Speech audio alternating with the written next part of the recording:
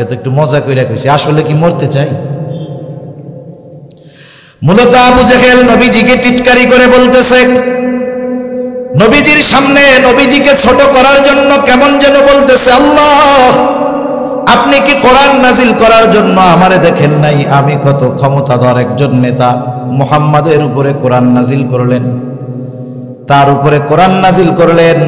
আবু জেহেলের এইটা সহ্য হয় নাই, এই জন্য টিটকারি মাইরা আল্লাহর কাছে বলে, পাথর মারেন নাইলে কঠিন শাস্তি দেন।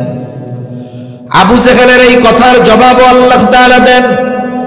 তবে আল্লাহ তাআলা আমার আপনার নবীর জবান দিয়ে আবু জেহেলের এই কথার জবাব দেন। কেমন যেন আল্লাহ তাআলা বলতেছে, আবু জেহেল রে, তুই আমার কাছে যেটা আশা করেছিস, যেটা চেয়েছিস, সেটাই আমি তোকে দিতাম। তোর এই কথার পরে আমি তোর উপরে পাথর বর্ষণ করতাম, না হলে তোকে যন্ত্রণাদায়ক শাস্তি দিতাম। তবে তোকে কেন যন্ত্রণাদায়ক শাস্তি আর পাথর নিক্ষেপ করি না জানো? কারণ হলো আল্লাহ তাআলা আমার আপনার নবীজির জবান দিয়ে বের করে বলেন, ওমা কানাল্লাহু লিয়ুআযযিবাহুম ওয়া আনতা ফীহিম। আল্লাহ তাআলা নবীর জবান দিয়ে বের করলেন, হাবিব আপনি যেহেতু রাহমাতুল লিল আলামিন, আপনি যেহেতু গোটা সৃষ্টি জগতের জন্য রহমত, ওদেরকে জানায় দেন আপনি যতক্ষণ তাদের মাঝে আছেন, যেহেতু আপনি রাহমাতুল লিল আলামিন, শুধুমাত্র আপনার সম্মানার্থে আমি তাদেরকে আযাব দিব না।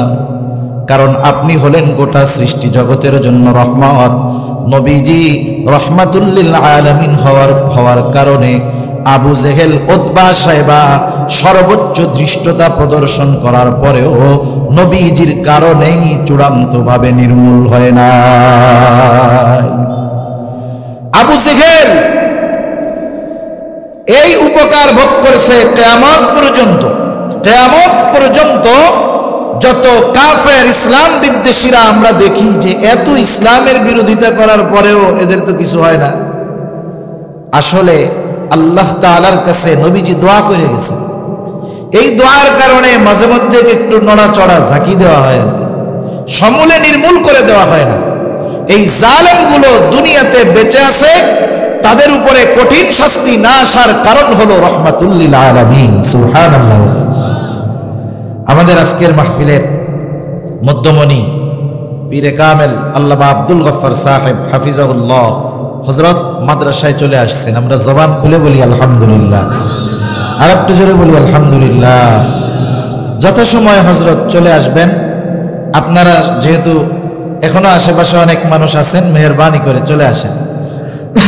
নবীজি রাহমাতুল লিল আলামিন হওয়ার কারণে এই রহমত দ্বারা উপকৃত গোটা সৃষ্টি জগতের সকল সৃষ্টি উপকৃত হচ্ছে। সুবহানাল্লাহ। রাসূল আকরাম সাল্লাল্লাহু আলাইহি ওয়াসাল্লাম উম্মতের প্রতি রহমদিল ছিলেন। উম্মতের প্রতি তার দরদ, তার মায়া, মহব্বত, ভালোবাসা কেমন ছিল? আমরা তো অনেক সময় আলোচনা করি, কথা বলি, নবীজিকে ভালোবাসতে হবে, এটা ঈমানের দাবি। কিন্তু কেন নবীজিকে ভালোবাসতে হবে? এর অনেকগুলো বাস্তব কারণ আমাদের সামনে আছে। আমি কয়েকটা হাদিস আপনাদের খেদমতে পেশ করলে কথাগুলো বুঝতে সহজ হবে। কেন নবীজিকে আমরা সর্বোচ্চ ভালোবাসবো? কোন কারণে? এক নম্বর কারণ, নবীজিও আমাদের ভালোবাসেন, বরং আমার আপনার মা বাবা আমাকে আপনাকে যত ভালোবাসে, তার চাইতে মুহাম্মাদুর রাসূলুল্লাহ সাল্লাল্লাহু আলাইহি ওয়াসাল্লাম আমাদেরকে বেশি ভালোবাসে। এটা বাস্তব কথা। মা বাবা যত ভালোবাসে, তার চাইতে নবীজি আমাদেরকে বেশি ভালোবাসে।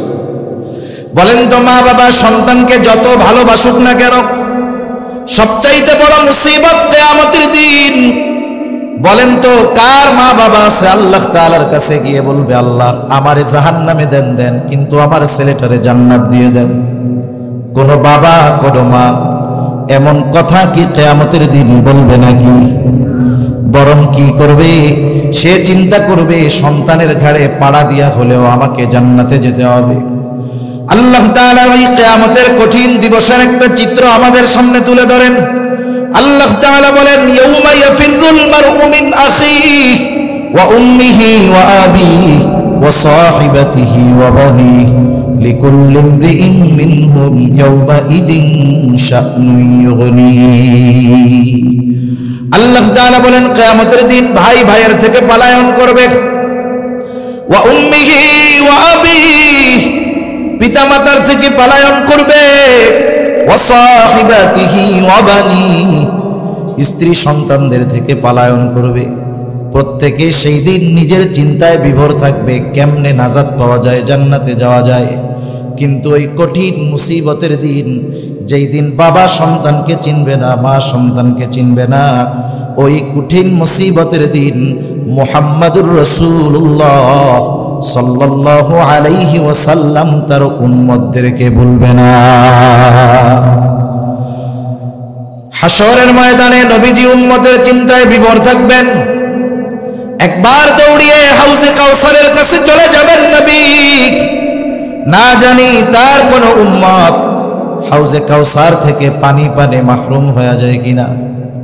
আর একবার দৌড়ায় চলে যাবে মিজানের কাছে, না জানি কোন উম্মত আমল ওজন দেওয়ার সময় ধরা পড়ে যায় কিনা। আর একবার দৌড়ায় চলে যাবেন জাহান্নামের কাছে, না জানি কোন উম্মতকে জাহান্নামে দিয়ে দেওয়া হয় কিনা। আবার উম্মতের জন্য সুপারিশের যদি দরকার হয় আল্লাহর দরবারে গিয়ে সিজদায় পড়ে যাবে। যতক্ষণ না ওই উম্মত যার মধ্যে যাররা পরিমাণ ঈমানও আছে তার ব্যাপারে আল্লাহ তাআলার কাছ থেকে ক্ষমার সংবাদ নবীজি না পাবেন, ক্ষমার নিশ্চয়তা যতক্ষণ নবীজি না পাবেন, আমার আপনার নবীও ততক্ষণ জান্নাতে প্রবেশ করবে না। তাহলে বলেন, আমার আপনার সবচাইতে বড় মুসিবতে যে আমার জন্য কল্যাণকামী, তার চাইতে আমাকে আপনাকে কেউ ভালোবেসে বাসতে পারে না, ঠিক কিনা বলেন? নবীজি কেমন ভালোবাসেন তার উম্মতদের। দুনিয়ায় থাকতেই উম্মতের চিন্তায় বিভোর নবী। আব্দুল্লাহ ইবনে আমর ইবনুল আস রাদিয়াল্লাহু তাআলা আনহু তিনি বলেন, আন্নান নবী সাল্লাল্লাহু আলাইহি ওয়াসাল্লাম তাআলা, রাসূল আকরাম সাল্লাল্লাহু আলাইহি ওয়াসাল্লাম তিলাওয়াত করলেন কওলাল্লাহি আযজা ওয়া জাল্লা ফি ইব্রাহিম আলাইহিস সালাম। আল্লাহ তাআলা ইব্রাহিম আলাইহিস সালাতু ওয়াস সালামের ব্যাপারে যা বলেছেন কোরআনুল কারীমে। ইব্রাহিম আলাইহিস সালাতু ওয়াস সালামের ব্যাপারে আল্লাহ বলেছেন, ইব্রাহিম আলাইহিস সালাম তার গুনাহগার উম্মতের জন্য ক্ষমা চেয়ে আল্লাহ তাআলার কাছে দোয়া করেছে। উম্মত গুনাহগার, আল্লাহ তাআলা যেন তাদের ক্ষমা করে দেন। উম্মতের মাগফিরাত কামনায় ইব্রাহিম আলাইহিস সালাম দোয়া করছে। প্রত্যেকটা নবী তার উম্মতকে ভালোবাসে। উম্মত নেককার হোক আর বদকার হোক, মুমিন হোক আর কাফের হোক, প্রত্যেকটা নবী তার সব উম্মতকে ভালোবাসে। নবী চায় আমার সব উম্মত দ্বীনের পথে চলে আসুক। বাস্তবতা হলো অনেক সময় ভালোটার চাইতে খারাপটার জন্য চিন্তা থাকে বেশি, ঠিক কিনা বলেন? দেখেন অনেক সময় মা বাবার অনেক সন্তান হয় খুব ভালো, দেখা যাবে 3 সন্তান 2টা খুব ভালো, কিন্তু 3 নাম্বারটা খুবই খারাপ। বলেন তো কখনো মা বাবা ওই খারাপ সন্তানের জন্য আল্লাহ তাআলার কাছে বলে নাকি, আল্লাহ ওইটা তো খারাপ হয়েছে, টাটা ফালাইয়া ওইটারে শেষ করে দাও? বলেন তো বলে নাকি? সন্তান যত খারাপ হয় ওই সন্তানের ব্যাপারে মা বাবার চিন্তা তত বেশি হয়। বরং প্রত্যেকবার দোয়ার সময় আল্লাহ তাআলার কাছে বলে, আল্লাহ এই সন্তানটা যদি ভালো হয়ে যাইত আমি মইরাও শান্তি পাইতাম। প্রত্যেক সময় ওই সন্তানের জন্য চিন্তা বেশি করে। কেন করে? সন্তান খারাপ হওয়ার পরেও সন্তানের প্রতি মা বাবার মহব্বতের কারণে মা বাবা ওই খারাপ সন্তানের জন্য বেশি দোয়া করে। বলেন তো সন্তানের প্রতি মা বাবার যত মায়া, তার চাইতে উম্মতের প্রতি নবীজির মায়া বেশি না কম? ওই জন্য প্রত্যেকটা নবী আল্লাহ তাআলার কাছে তার গুনাহগার উম্মতের ব্যাপারে ক্ষমা চায়। ইব্রাহিম আলাইহিস সালাম দোয়া করে বলে, রব্বি ইন্নাহুন্না আযলালনা কাসীরান ফামান তাবিআনি ফাইন্নাহু মিন্নি ওয়া মান আসানি ফাইন্নাকা গফুরুর রহিম। ইব্রাহিম আলাইহিস সালাতু ওয়াস সালাম বলে, রব এই মূর্তিগুলা অধিকাংশ মানুষকে পথভ্রষ্ট করে ফেলছে। তবে ফামান তাবিআনি ফাইন্নাহু মিন্নি, যারা আমার আনুগত্য করেছে, আমার কথা মেনে মূর্তি পূজা বাদ দিয়েছে, ঈমান এনেছে, এরা তো আমার দলভুক্ত। আল্লাহ ওমান আসানি, যারা আমার আনুগত্য করে নাই, কথা মানে নাই, ঈমান আনে নাই, এরাও তো আমার উম্মত। কেমন যেন ইব্রাহিম আলাইহিস সালাম বলতেছে, আল্লাহ আপনি তো গফুর, আপনি তো রহিম, আপনি যদি চান আমার এই গুনাহগার উম্মত গুলাকেও মাফ করে দিতে পারেন। ওমান আসানি ফাইন্নাকা গফুরুর রহিম। কেমন যেন ইব্রাহিম আলাইহিস সালাম বলতেছে, আল্লাহ আপনি গফুর, আপনি রহিম, আপনি আমার এই গুনাহগার উম্মত গুলাকেও মাফ করে দেন। তাহলে ইব্রাহিম আলাইহিস সালাম তার গুনাহগার উম্মতের জন্য দোয়া করেছে কার কাছে? আর একটু আসতে বলেন, কার কাছে? আল্লাহ তাআলার কাছে দোয়া করছে। হযরত ঈসা আলাইহিস সালাম দোয়া করছে। وقال عيسى عليه السلام إن تعذبهم فإنهم عبادك وإن تغفر لهم فإنك أنت العزيز الحكيم। ঈসা আলাইহিস সালাম বলে, আল্লাহ আপনি যদি তাদেরকে শাস্তি দেন তারা তো আপনারই বান্দা, ওয়াইন তাগফির লাহুম, আর যদি আপনি তাদেরকে ক্ষমা করে দেন, মাফ করে দেন, আপনি তো আজিজ, আপনি মহাপরাক্রমশালী, আপনি হাকিম, মহাপ্রজ্ঞাময়। আপনি যদি ক্ষমা করে দেন, আপনাকে কেউ বলবে না কেন মাফ করলা, কেন ক্ষমা কইরা দিলা। আল্লাহ যেহেতু আপনি মহাপ্রজ্ঞাময়, আমার এই উম্মত, আপনার এই বান্দাগুলাকে আল্লাহ আপনি মাফ করে দেন। তাহলে ঈসা আলাইহিস সালাম তার উম্মতের জন্য ক্ষমা চাইছেন কার কাছে? অনেক সময় আছে, অনেক কিছু আমাদের মনে থাকে না, কিন্তু ওই ধরনের কাজ আর একজনকে যখন করতে দেখা হয়, আমি যেটা ভুলে গেছি সেটা আমার আপনার মনে পড়ে যায়, ঠিক কিনা বলেন? যখন দুই নবীর আল্লাহ তাআলার কাছে এই দোয়া নবীজি তিলাওয়াত করলেন, নবীজির অন্তরের মধ্যে তার উম্মতের মহব্বতের ঢেউ উঠে গেল। নবীজি এবার কি করলেন? ফারাফা ইয়াদাইহি ওয়া ক্বালা আল্লাহুম্মা উম্মতি উম্মতি ওয়া বাকা। আমার আপনার নবী হাত দুইটা উঁচু করে ধরে কান্না শুরু করলেন আর বলতেছেন, আল্লাহুম্মা উম্মতি উম্মতি, আয় আল্লাহ আমার উম্মত, আমার উম্মত। আর কিছুই নবীজি বলেন না, যদিও কথা এতটুকু বলছেন আমার উম্মত, কিন্তু মূলত নবীজি কি বলতে চায়, দুনিয়ার কেউ জানুক আর না জানুক, বুঝুক আর না বুঝুক, যিনি বোঝেন, যিনি জানেন তিনি কে? আল্লাহ তাআলা জিবরাইল আলাইহিস সালাতু ওয়াস সালামকে পাঠিয়ে দিলেন, যাও মুহাম্মাদের কান্নার কারণ কি শোনো। আল্লাহ তাআলা সব জানেন, এরপরেও তার হাবিবের জবান দিয়ে শুনতে চায়। জিবরাইল আলাইহিস সালাতু ওয়াস সালাম এসে বলে, আপনার কান্নার কারণ কি? যদিও আল্লাহ তাআলা জানে, এরপরেও আল্লাহ শুনতে চায়। এইবার জিবরাইল আলাইহিস সালাতু ওয়াস সালামের কাছে আমার আপনার নবী উম্মতের ব্যাপারে সব কথা খুলে বললেন। জিবরাইল আলাইহিস সালাতু ওয়াস সালাম গিয়ে আল্লাহ তাআলার কাছে বললেন, আল্লাহ তাআলা জানায় দিলেন, জিবরাইল যাও মুহাম্মদকে গিয়ে জানায় দাও, আমি অচিরেই তাকে তার উম্মতের ব্যাপারে সন্তুষ্ট করব, তাকে অসন্তুষ্ট করব না। আমরা যখন দুনিয়ার কোনো বড় কারো কাছে কিছু বলার সুযোগ পাই, নিজেরটা কই আর আত্মীয় স্বজনেরটা কই। বড় কারো কাছে যদি কথা বলার সুযোগ হয়, দুনিয়ার লাইনে বড়, আগে আমি চিন্তা করি নিজের আখের কেমনে গোছানো যায়।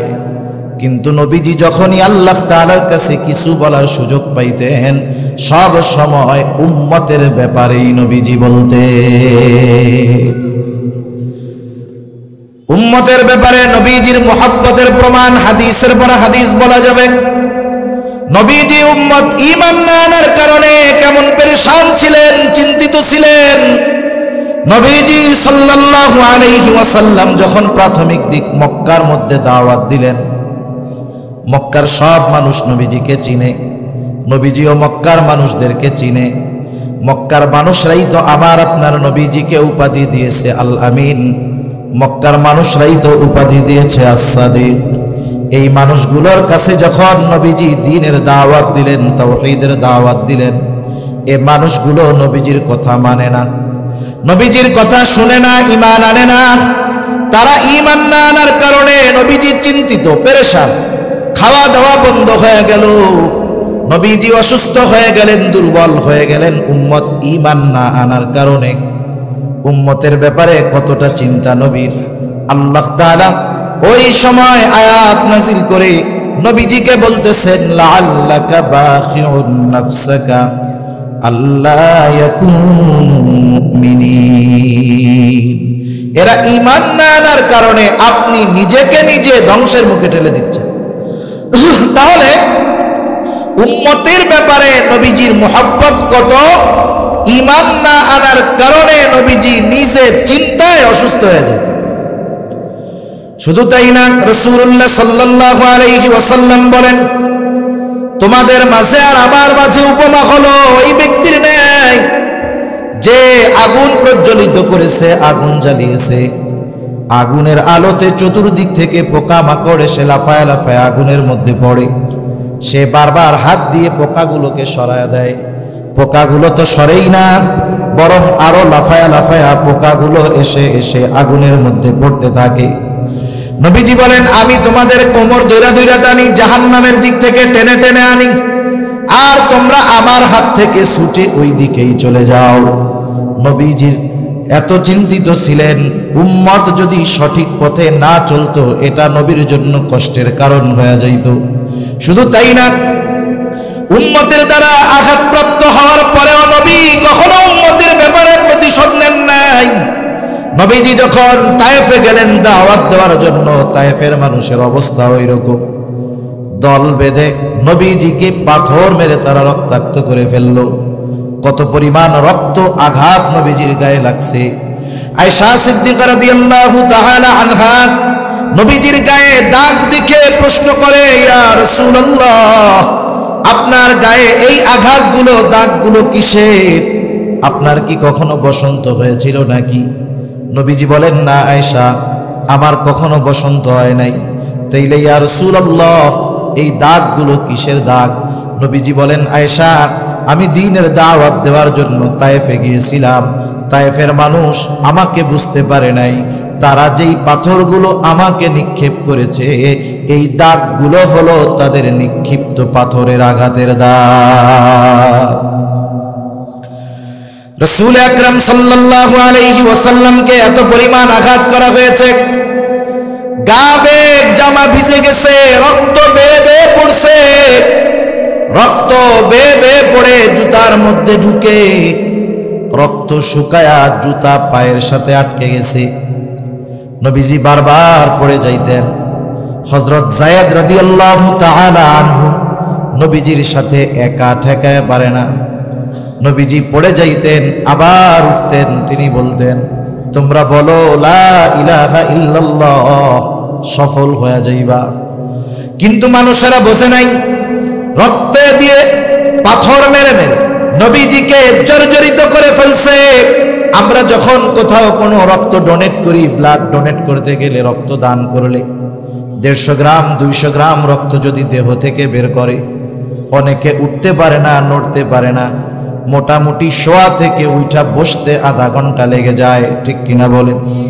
কিন্তু নবীজির গায়ে এত পরিমাণ আঘাত, নবীজির গায়ে এত পরিমাণ আঘাত, নবীজি রক্তাক্ত দুর্বল ক্লান্ত দেহ নিয়ে নবীজি চলে গেলেন। বিকাল বেলা একটা আঙ্গুর বাগানের পাশে বিশ্রাম নিচ্ছেন।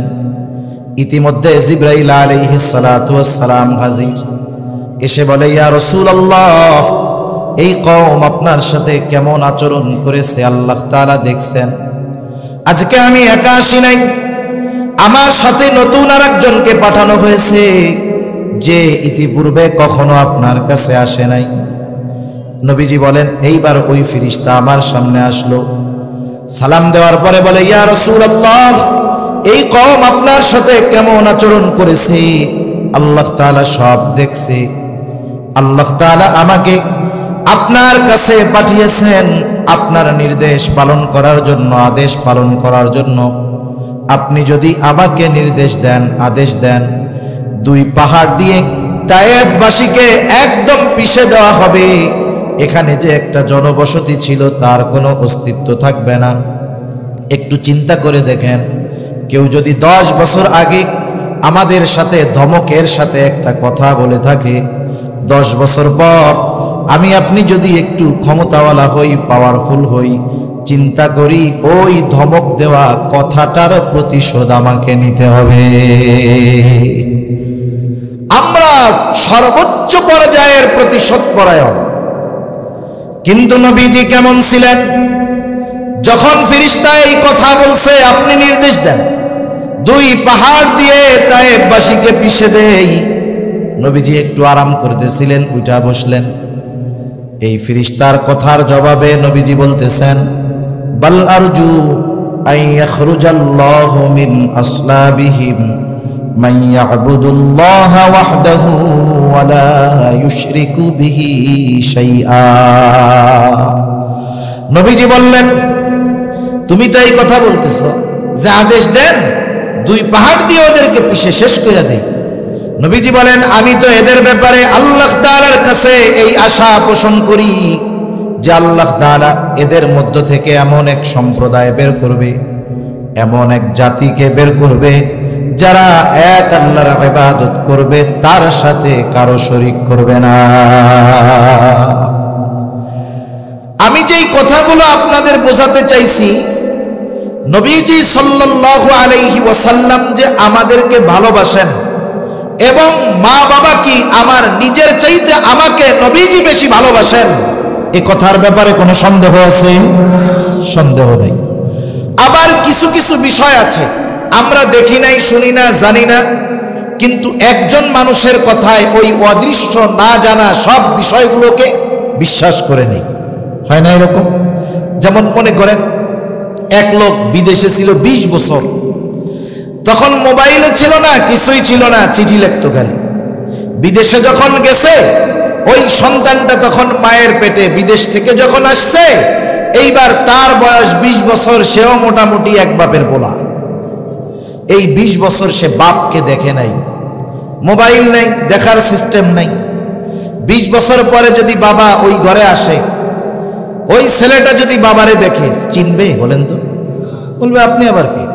তখন যদি মা আয়েশা বলে, ছেলে এটাই তোমার বাবা, বলেন তো ও কি বলবে? না না না, আমার সন্দেহ লাগতেছে, একটু টেস্ট করে নেই আব্বা কিনা অন্য কেউ। এটা করবে না, মার এক কথায় বাবাকে বিশ্বাস করে নেবে। এই জিনিসটা চিন্তা করে দেখেন, নবীজি যে আমাদের ভালোবাসে, আমরা জানি আর না জানি, বুঝি আর না বুঝি, আমাদেরকে নবী যে ভালোবাসে, আমাদেরকে এটা জানিয়েছেন আল্লাহ। কে জানাইছেন? জোরে বলেন না, কে? আল্লাহ জানিয়েছেন। আল্লাহ রাব্বুল আলামিন বলেন, লাকাদ জাআকুম রাসূলুম মিন আনফুসিকুম আজিজুন আলাইহি মা আনিতুম হারিসুন আলাইকুম বিল মুমিনিনা রাউফুর রহিম। নবীজি সাল্লাল্লাহু আলাইহি ওয়াসাল্লাম বলেন, আল্লাহ তাআলা বলেন, তোমাদের মধ্য থেকে তোমাদের জন্য এমন একজন রাসূলের আগমন হয়েছে যিনি হলেন আজিজ, সমব্যথী, আজিজুন আলাইহি মা আনিতুম, তোমাদের জন্য যেই বিষয়গুলো কষ্টের সেটা তার জন্য কষ্টের। তার মানে উম্মত যেই বিষয়গুলোর কারণে কষ্ট পায়, নবীজিও সেই কারণে, সেই বিষয়গুলোর কারণে কষ্ট অনুভব করে। এখন যদি প্রশ্ন করেন কেন করে, তাহলে আমি আপনাদের বলবো, দেখেন একজনের 3 বছরের একটা বাচ্চা আছে, বাচ্চার বয়স কত? 3 বছর। বাচ্চার প্রচন্ড জ্বর হয়েছে, এত জ্বর গায়ে হাত দেওয়া যায় না। বলেন তো এই সন্তানের এই অসুস্থতা তার মা বাবাকে শান্তি দিবে না কষ্ট দিবে? কত কষ্ট দিবে। মনে মনে আল্লাহর কাছে বলবে, আল্লাহ এই জ্বর আমারে দিয়ে দেন, তাও আমার সন্তানটারে সুস্থ করে দেন। মোহাব্বতের কারণে সন্তানের কষ্ট হলে মা বাবা সেই কষ্ট অনুভব করে। নবীজিও উম্মতকে মোহাব্বত করার কারণে উম্মতের কষ্টটাও নবীজি অনুভব করে। সুবহান, এটা ভালোবাসার কারণে। শুধু তাই না, নবীজি হলেন হারিসুন আলাইকুম, তোমাদের জন্য কল্যাণকামী, সর্বোচ্চ কল্যাণকামী হলেন নবী। বিশেষ করে মুমিনদের জন্য হলেন রউফুর রহিম। রউফুর রহিম আল্লাহ তাআলার গুণবাচক দুইটা নাম। দুনিয়ার কোন সৃষ্টি রউফ হতে পারে না, দুনিয়ার কোন সৃষ্টি রহিম হতে পারে না, কিন্তু এই রউফুর রহিম আল্লাহ উম্মতের প্রতি নবীজির ভালোবাসা বোঝাতে গিয়া নিজের শানে যেই শব্দ ব্যবহার হয় ওই শব্দ দুটি রহমাতুল লিল আলামিনের শানে ব্যবহার করেছে। আল্লাহ তাআলা বলতেছেন মুমিনদের জন্য নবী হলেন রউফ, অতি সদয়, রহিম, পরম দয়ালু। আল্লাহ তাআলার পক্ষ থেকে এই ঘোষণা আসার পর নবীজি যে আমাদের জন্য সর্বোচ্চ কল্যাণকামী, নবীজি যে আমাদের সর্বোচ্চ মহব্বত করেন, এ ব্যাপারে কোনো সন্দেহ আছে নাকি? সেজন্য নবীজিকেও আমাদের মহব্বত করতে হবে। নবীজির মহব্বত কেমনে হবে? নবীজিকে মহব্বত করার সিস্টেম হইল নবীজির সুন্নাতকে মহব্বতের সাথে অনুসরণ করতে হবে। নবীজির সুন্নাতকে মহব্বতের সাথে অনুসরণ করতে হবে। নবীজির সুন্নাতকে যারা মহব্বতের সাথে অনুসরণ করবে তারা নবীজির সাথে জান্নাতে থাকতে পারবে। সুবহানাল্লাহ। সেজন্য সুন্নাতকে ভালোবাসতে হবে, সুন্নাত ওয়ালাদের ভালোবাসতে হবে। দুনিয়ায় যারা সুন্নাত প্রতিষ্ঠার মেহনতে নিয়োজিত তাদেরকেও ভালোবাসতে হবে, ঠিক কিনা বলেন? এদের সাথে যদি আমার আপনার সম্পৃক্ততা, সম্পর্ক না থাকে তাহলে পরকালে নাজাত পাওয়া আমাদের জন্য কঠিন হয়ে যাবে। আমি সেজন্য আপনাদের নিকটে আরজ করব, বলা হয় হাদিসের কথা না, এ মাদ্রাসাগুলো হলো নবীর ঘর। কার ঘর? জোরে বলেন। এক একটা মাদ্রাসার উপকারিতা আমার একটু না বললে ভালো লাগতেছে না, মনে পড়ছে বলি। 3 বছর আগে আমি গেছি একবার মাহফিলে, বান্দরবন লামার দিয়ে একবারে ভিতরে, একেবারে সীমান্তের কাছে, খাগড়াছড়ি থেকে আরো প্রায় 1-1.5 ঘন্টা লাগছে যাইতে। ওই সব জায়গায় যে সব পাহাড়ি তা না, চাকমা তা না, অনেক বাঙালি আছে। বাঙালিরা বলতেছে হুজুর আজ থেকে 3-4 বছর আগেও আমরা এইখানে সন্ধ্যার পরে বাইর হইতাম না। ঘর করা আছে, কোনায় বাথরুম আছে, সন্ধ্যার সময় দরজা লাগাইয়া ঘরে ঢুকতাম, আর পরের দিন সূর্যের আলো যখন দেখা যাইতো তখন বাইর হইতাম। কেন? বলে এইসব এলাকায় চরমপন্থী ছিল অনেক, এদের কারণে ঘর থেকে বাইর হওয়া যাইত না। তা এখন কি অবস্থা? বলে এখন কোনো অসুবিধা নাই। কেন? বলে ছোট্ট ছোট্ট 2টা ক্যাম্প হয়েছে। কি হয়েছে বলেন? ক্যাম্প। একটা হলো বিজিবির ক্যাম্প, আর একটা হলো বাংলাদেশ সেনাবাহিনীর ক্যাম্প। 2 ক্যাম্পে 50 জন 100 জন আছে। এই 2টা ক্যাম্প হওয়ার কারণে আশেপাশের সব গ্রামগুলো নিরাপদ, মানুষগুলো নিরাপদ, তাদের জানমাল নিরাপদ। একটু চিন্তা করে দেখেন, একটা এলাকায় যদি একটা আর্মির ক্যাম্প থাকে, জানমাল নিরাপদ হয়ে যায়, অনুরূপভাবে ওই ক্যাম্পগুলো মানুষের জানমালের নিরাপত্তার কাজে প্রতিষ্ঠা করা হয়। ক্যাম্পের সদস্যরা মানুষের জানমাল হেফাজতের দায়িত্ব নিয়োজিত থাকে। কিন্তু এই মাদ্রাসাগুলো হলো ঈমান হেফাজতের ক্যাম্প। এখানে যারা থাকে এরা আমার আপনার ঈমান হেফাজতের দায়িত্বে নিয়োজিত থাকে।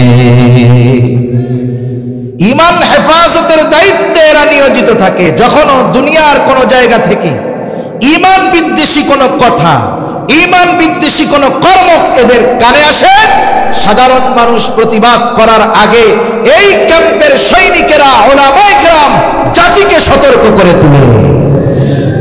মনে রাখবেন, জানমাল যদি হারায় যায়, কেউ যদি আমাকে আপনাকে মেরে ফেলে, আমার আপনার সম্পদ যদি নিয়ে যায়, এতে জাহান্নামে যাওয়া লাগবে না। আমি শুরুতেই বলছিলাম সবচাইতে বড় নেয়ামত সম্পদ হলো ঈমান। আমরা দুনিয়ার সম্পদ সংরক্ষণের জন্য কত ব্যবস্থাপনা করি, কত ব্যবস্থা গ্রহণ করি। বলেন তো, যাদের মাধ্যমে এই জাতিকে ঈমানি বিষয়ে সতর্ক করা হয়, যারা ঈমান হেফাজতের দায়িত্বে নিয়োজিত আছে, এদের জন্য আমাদের কিছু করার দরকার আছে না? আছে।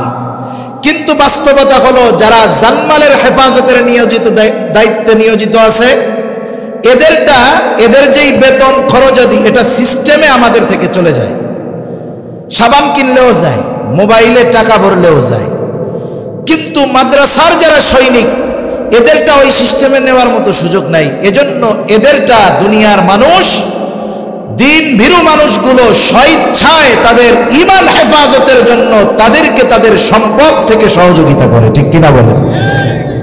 এই মাদ্রাসার জন্য এক আল্লাহর বান্দা জমি দিয়ে দিচ্ছে, এটা বড় এক ত্যাগ। সেজন্য আপনাদের কাছে অনুরোধ, গতানুগতিক কালেকশন আসলে আমি পারি না, কেমনে যে ঢুকতে হয় কালেকশন এও আজও আমার জানা নাই।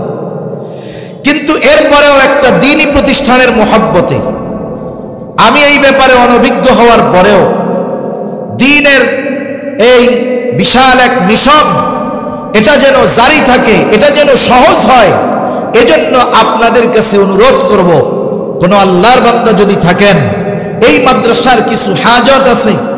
মাদ্রাসা খুব সুন্দর এবং সুগোছালো একটা প্রতিষ্ঠান, এটা ঢুকলেই বোঝা যায়, যারা ঢুকছেন তারা দেখছেন। যেই জিনিসগুলো দরকার, এই জিনিসগুলোর মধ্যে এক নাম্বার দরকার হলো টাইলস দরকার। টাইলস সাথে সাথে টাইলসের সাথে যেই অন্যান্য সরঞ্জাম লাগে এগুলাও দরকার, সিমেন্ট বালি দরকার। এখন টাইলস কত স্কোয়ার ফিট লাগবে ভাইজান?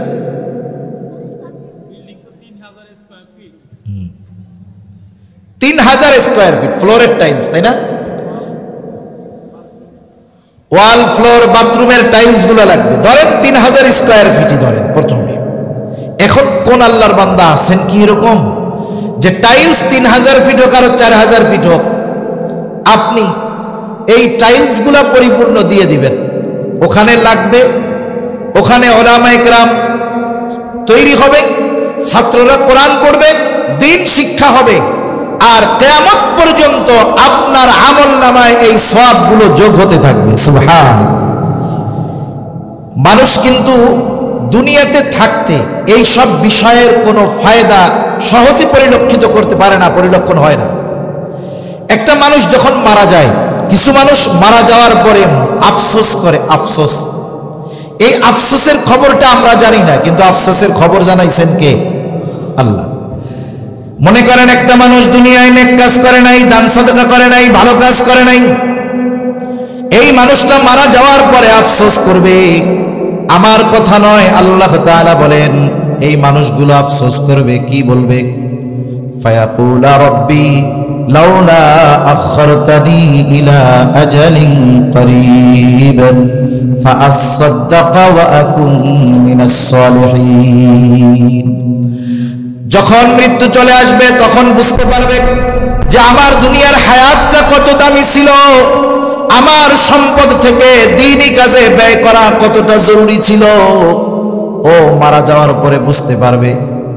তখন আল্লাহর কাছে বলবে, রব আমাকে কিছু সময়ের জন্য আর একটু অবকাশ দেন, আমি একটু দুনিয়ায় যদি ফিরে যাইতে পারতাম।